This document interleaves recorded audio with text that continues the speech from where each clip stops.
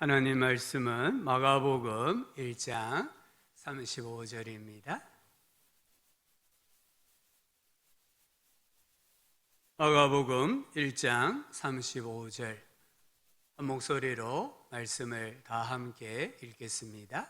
새벽 아직도 밝기 전에 예수께서 일어나 나가 한적한 곳으로 가사 거기서 기도하시더니 아멘. 하나님 아버지 감사합니다. 이제 주님의 말씀을 받고자 합니다. 설교자인 종에게 함께하여 주시고 성령으로 충만하게 하여 주시고 하나님 말씀을 잘 증거할 수 있도록 은혜를 부어 주시기를 원합니다.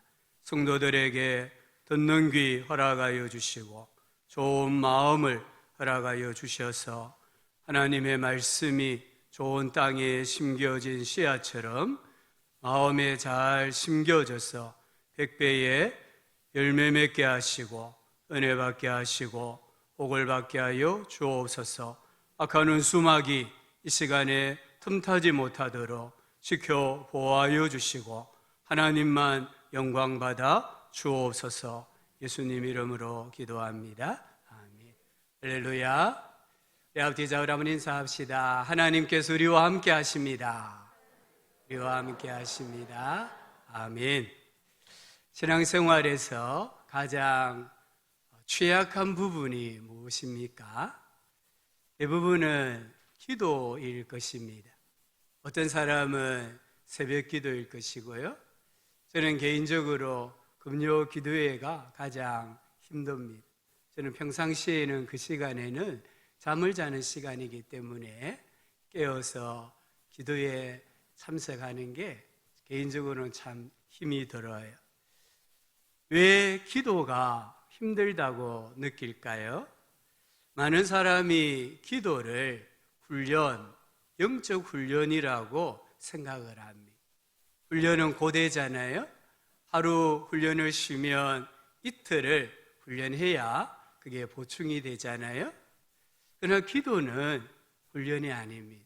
기도는 무엇일까요? 초대교부 알렉산드리아의 클레멘트는 기도는 이렇게 말합니다. 기도는 하나님과의 교제를 유지하는 것이다. 우리 같이 한번 읽어볼까요? 기도는 하나님과의 교제를 유지하는 것이다. 기도는 엄격한 훈련이 아니라 하나님과의 교제라고 말을 합니다. 기도는 하나님과의 교제를 유지하고 하나님과의 친밀감을 유지하는 것입니다. 이 기도로 하나님과 교제하신 분이 바로 예수님이세요. 오늘 1장 35절을 다시 보십시오. 예수님의 기도 시간은 언제입니까? 새벽 아직도 밝기 전이다 라고 했습니다. 새벽 3시부터 6시 사이라고 말합니다. 일어나 나가. 예수님은 즉시 일어나셨고 즉시 밖으로 나가셨습니다. 한적한 곳으로 가서 예수님은 늘 기도하시던 장소가 있었습니다. 아무에게도 영향받지 아니할 주님만의 장소가 있었습니다.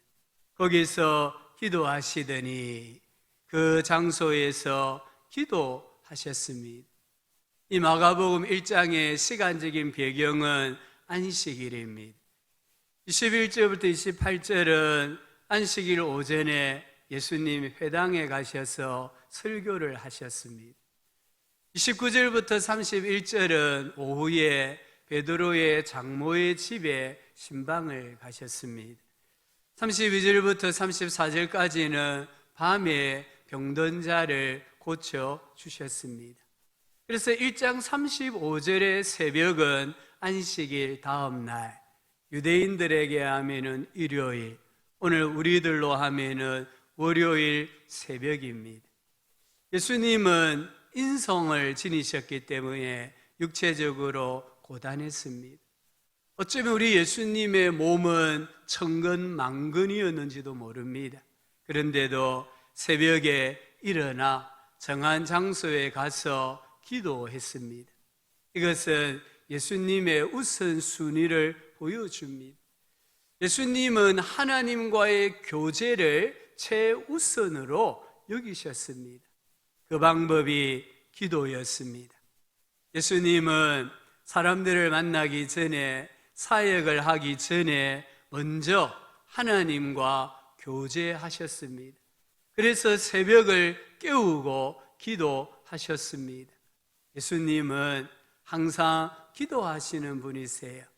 세례를 받으실 때 기도했지 않습니까? 자주 한적한 곳에 가서 습관적으로 기도했습니다. 12 제자를 선택하실 때에도 기도했습니다. 예수님은 산기도, 밤기도, 철야 기도를 자주 하셨습니다. 십자가 순환을 앞두고도 기도하셨고, 십자가에 달리셨을 때에도 기도하셨습니다. 승천하셔서 지금도 기도하고 계십니다. 히브리서 7장 25절입니다. 우리 같이 이 말씀을 읽어봅시다. 그러므로 자기를 힘입어 하나님께 나아가는 자들을 온전히 구원하실 수 있으니 이는 그가 항상 살아 계셔서 그들을 위하여 간구하심이니라. 지금 하나님의 보좌 우편에서 예수님이 기도하고 계신다는 거예요. 마태복음 9장 35절은 예수님의 3대 사역입니다. 예수께서 모든 도시와 마을에 두루 다니사 그들의 회당에서 가르치시며 천국 복음을 전파하시며 모든 병과 모든 약한 것을 고치셨다라고 합니다. 우리 예수님은 천국 복음을 가르치시고 전파하시고 모든 병과 모든 약한 것을 고치시는 사역을 하셨습니다. 이 사역을 어떻게 하셨을까요? 기도로 하신 겁니다. 잘 생각해 보십시오.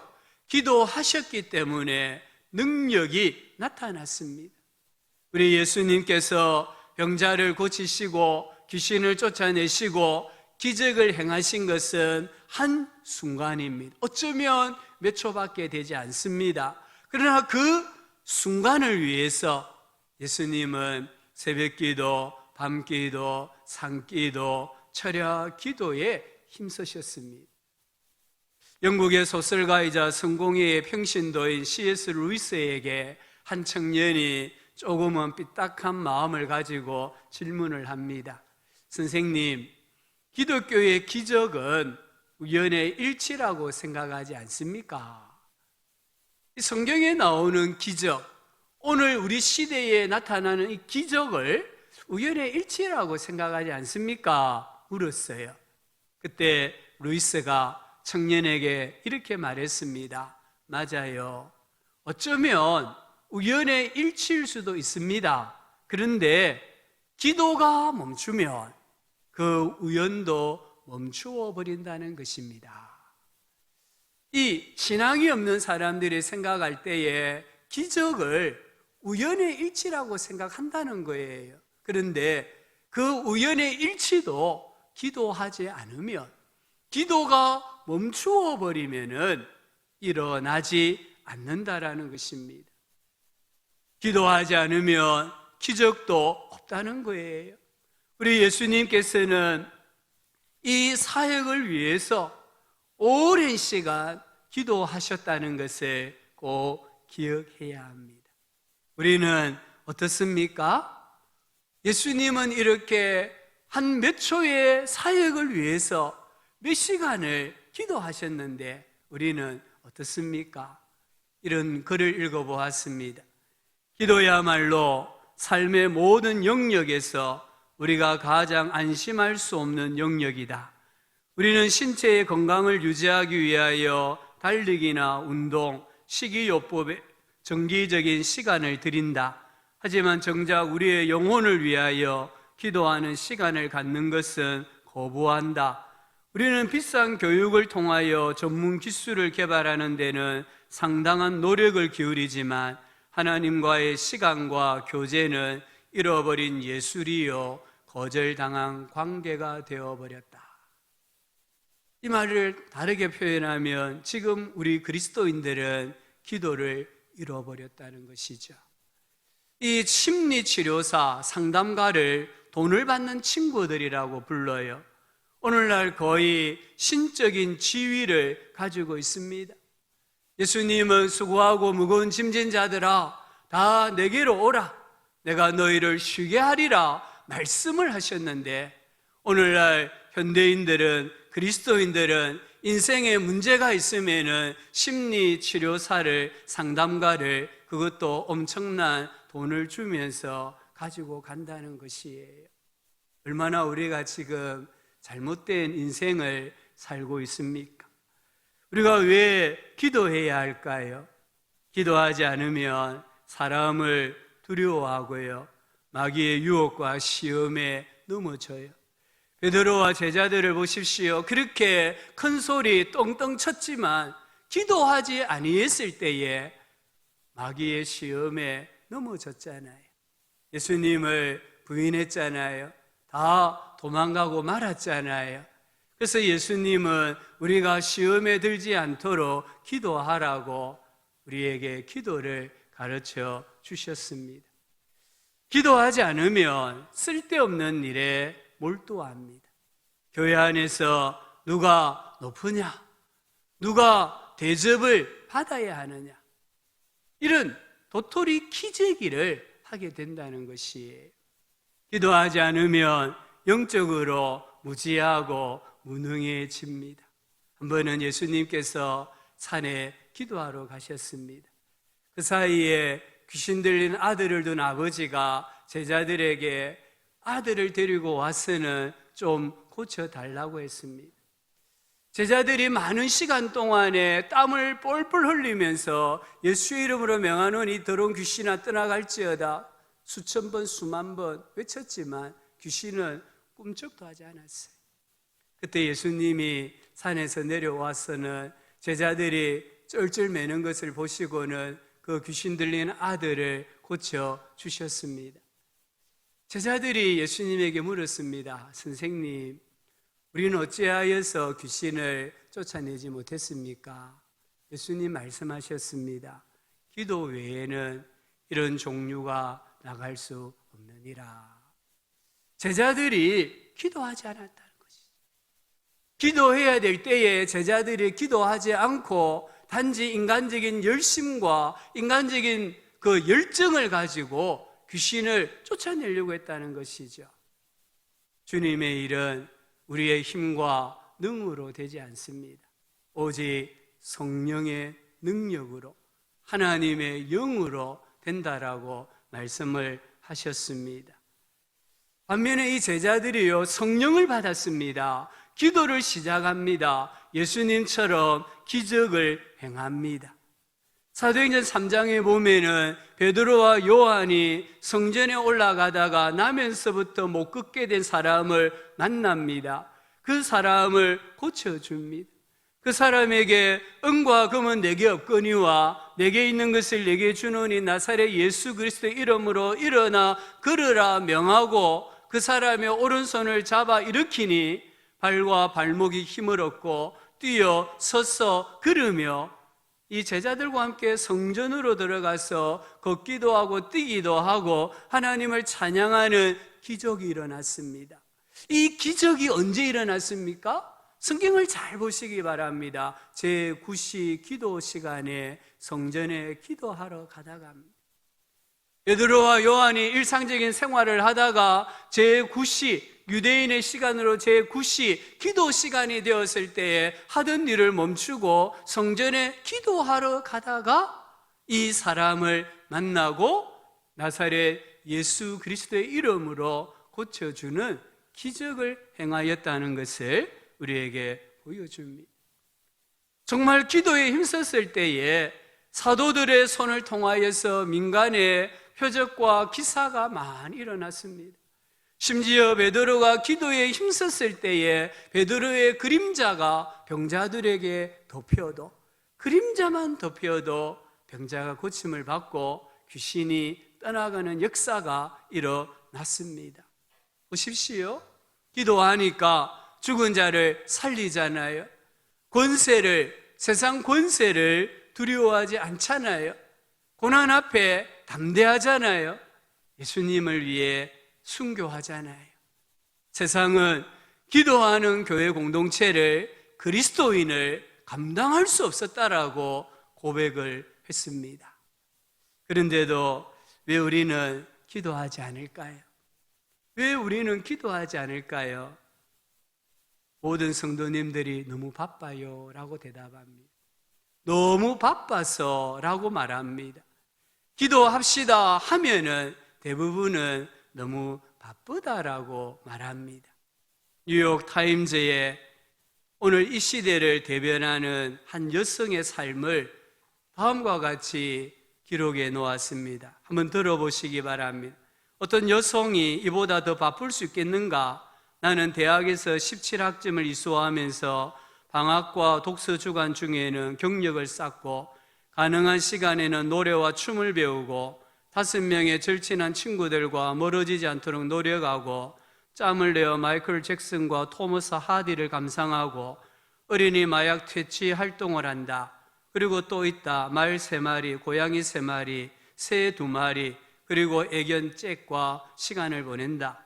내가 즐겨보는 잡지에 의하면은 너무 바쁘다는 말은 아무것도 놓치고 싶지 않다는 것을 의미한다. 이런 글을 읽어보았습니다. 얼마나 매력적인 여성입니까? 얼마나 활기차고 발랄한 여성입니까? 그러나 이 여성의 삶에 기도에 대한 생각은 눈꼽만큼도 없습니다. 사막의 교부들은요, 분주함을 도덕적인 게으름이라고 말했습니다. 사람들은 실패하지 아니하려고 한순간도 쉬지 않고 분주하게 살아갑니다. 그래야 성공한다고 믿습니다. 무슨 일을 하는가가 자기를 나타낸다라고 믿습니다. 그러나 기도는 내가 무엇을 하는가 보다는 내가 누구인가에 관한 문제입니다. 내가 무엇을 해서 나를 나타내는 것이 아니라 기도함으로 나는 누구인가를 세상에 증명하는 것입니다. 아무리 바쁜 사람도요, 우선순위를 가지고 살아갑니다. 그런데 왜 기도하지 않습니까? 너무 바빴습니다. 그렇습니까? 아니라는 것이죠. 기도가 너무 낮은 우선순위이기 때문입니다. 내 인생에, 내 오늘 하루의 삶의 기도가 너무 낮은 맨 밑바닥에 있는 우선순위이기 때문입니다. 그래서 중요하지 않은 일을 나의 에너지와 시간을 낭비하기는 너무 바쁜 것이에요. 우리는 우선순위에 따라 살아가잖아요. 우정이 우선순위면은요, 하루에 많은 시간을 친구들에게 보냅니다. 그러나 우정이 우선순위가 안 되면은요, 친구들에게 시간을 낼 수가 없습니다. 마찬가지로 우리는 기도가 우선순위 아래에 가 있으면은 아무리 시간이 있어도, 아무리 여유가 있어도 기도하는데 시간을 낼 수가 없어요. 중세의 수도사들은 먼저 기도한 다음 일터로 갔다고 합니다. 기도와 노동의 리듬을 지키며 살았습니다. 너무 바빠서 삶의 본질을 잃어버리고 사는 일이 없도록 우리는 깨어 있어야 합니다. 마귀는요, 우리를 참 바쁘게 만들어요. 바쁘다는 핑계로 기도하지 않게 합니다. 오늘 할 일이 너무 많다는 이유로 기도하지 않게 합니다. 그러나 우리는 바쁠 때 실수하지 않도록 기도해야 합니다. 급할 때에 지혜와 분별력을 하나님께 구해야 합니다. 마틴 루터는 내가 낮에 해야 할 일이 많을수록 나는 더 많은 시간을 기도했다. 내가 직접 하는 일보다 더 많은 일이 기도를 통해 이루어지기 때문이다 라고 했습니다. 우리 주님의 자녀는 너무 할 일이 많고 너무 바빠서 기도하는 것이 아니라 그렇기 때문에 더욱 기도에 힘쓰는 사람들입니다. 기도는 영적 훈련이 아닙니다. 새벽 5시에 일어나야 하는 훈련이 아닙니다. 기도는 하나님과의 교제입니다. 예수님은 성부 하나님과의 교제를 가장 우선적으로 여기시고 어떻게 하면 이 교제를 풍성하게 할 수 있을까 생각하시면서 매일 새벽을 깨우셨습니다. 한적한 곳에 가서 아무에게도 방해받지 않고 오랜 시간 기도하셨습니다. 낮에도 밤에도 평지에서도 산에서도 기도하셨습니다. 우리도 예수님과의 교제를 가장 중요하게 여겨야 합니다. 그러기 위해서 기도해야 합니다. 어떻게 기도해야 합니까? 첫째는 믿음으로 기도하십시오. 믿음이 무엇입니까? 믿음은 바라는 것들의 실상입니다. 믿음은요, 내가 바라는 것들을 바라보는 게 믿음이에요. 그래서 기도를 믿음으로 해야 되는 거예요. 어느 대학의 무신론자 철학 교수가 수업 시간에 기독교를 비판하기 위해서 학생들에게 이렇게 말합니다. 여러분, 하나님 본 적 있어요? 하나님 음성 들어본 적 있어요? 하나님을 만져본 적 있어요? 그러므로 하나님은 안 계십니다 라고 했어요. 이 철학 교수의 강의를 듣고 있던 어느 기독 학생이 이렇게 말합니다. 여러분, 교수님의 뇌를 본 적 있습니까? 교수님 뇌에서 나는 소리 들어본 적 있습니까? 교수님 뇌를 만져본 적 있습니까? 그러므로 우리 교수님은 돌대가리입니다. 유머를 말했는데 안 웃는 분은요, 집에서 싸우고 오셨든지 꿀을 한 스푼 드시고 오신 겁니다. 안 보인다고 믿지 않으면요, 자기만 손해예요. 이 세상에 본질적인 거, 영원한 것은 안 보입니다. 그러나 우리는 믿잖아요. 그래서 집에 가면은 불을 켜잖아요. 집에 가면 가스를 틀잖아요. 우리는 지금 호흡하고 있잖아요. 안 보여요. 그런데 어떻게 호흡합니까? 믿기 때문이잖아요. 기도는 보이지 않는 것을 실제로 바라보는 것이에요. 기도는 내가 소망하는 것을 바라보고 하나님 앞에 엎드리는 거예요. 그래서 루터는 기도는 믿음이다, 믿음은 기도다라고 말했습니다. 기도는 믿음이 현실이 되게 하는 신앙입니다.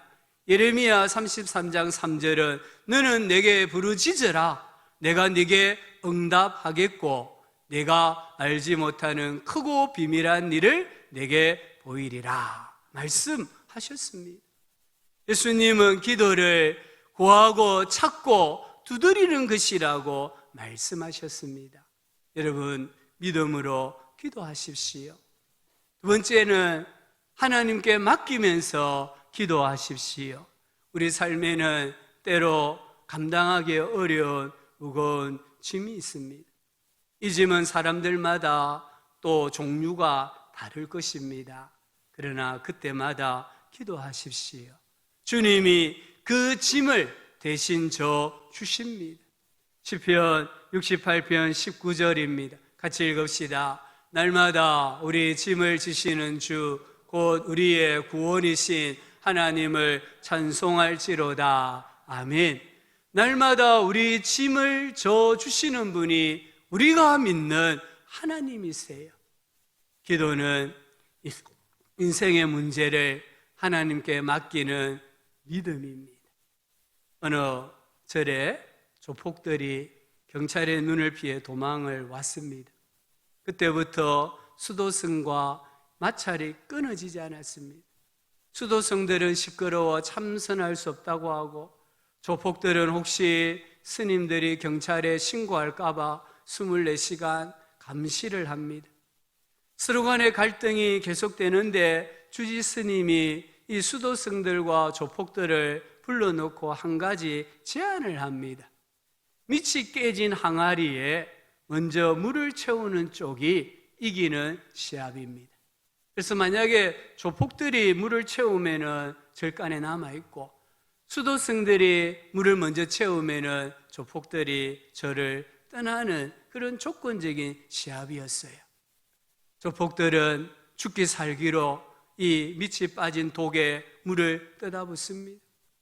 신발을 벗어서 이 연못에 가서 물을 떠와서 물을 갖다 붓습니다. 그러나 밑이 빠졌으니까 물이 찰 리가 없잖아요. 그 중에 배가 많이 나온 조폭 한 명이 자기 배 위에 이 장독을 올려놓고 새는 물을 막아보려고 하지만 물은 다 새 나가고 말았습니다. 그때에 조폭 우두머리가 그 장독을 들고 뛰기 시작합니다. 연못에 던지고는 부하들에게 물속에 들어가 장독을 물에 담그고 붙잡고 있으라고 합니다.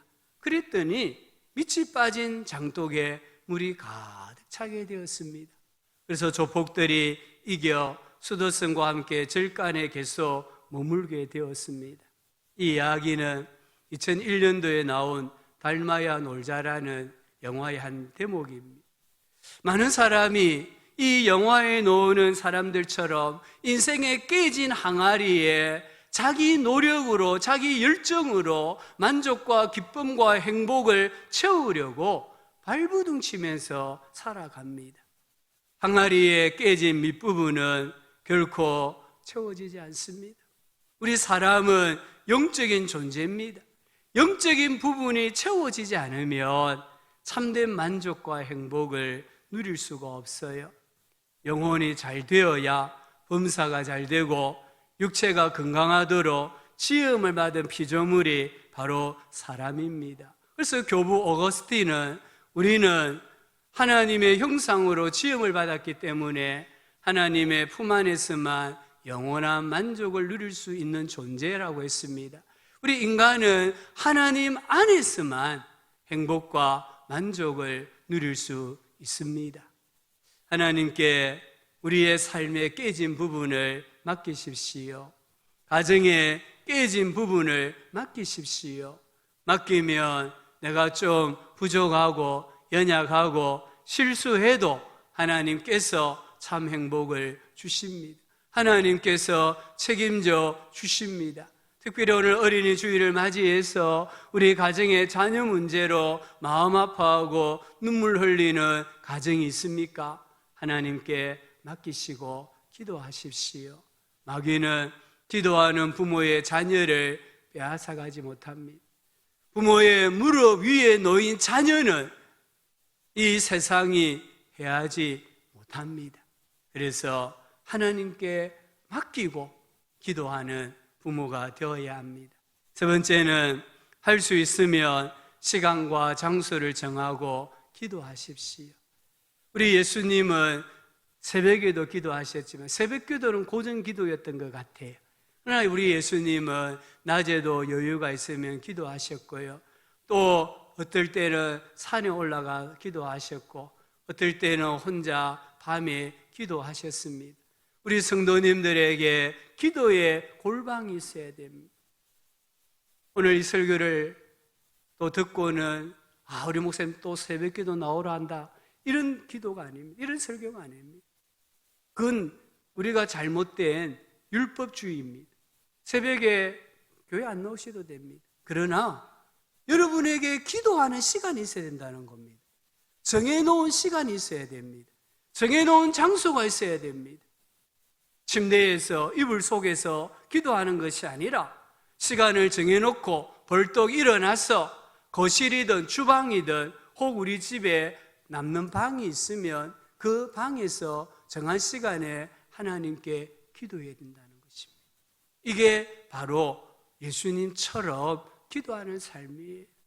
나는 교회 가서 기도해야 되겠다, 그런 분이 계시면 새벽에 오셔서 함께 기도하시면 되는 것입니다. 가장 중요한 것은 나의 골방이 있어야 된다.